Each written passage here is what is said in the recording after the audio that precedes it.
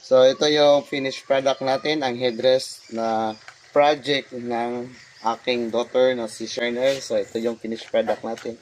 So, guys, kung nagustuhan nyo po, please, comment lang po sa comment section kung nagustuhan nyo lang po.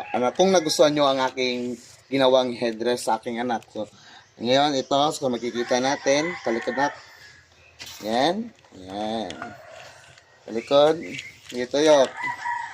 So, ito ang ginawa kong headdress na project ni Shasha sa school nila. So, please comment sa baba at comment section kung nagustuhan niyo po. Salamat. Thank you.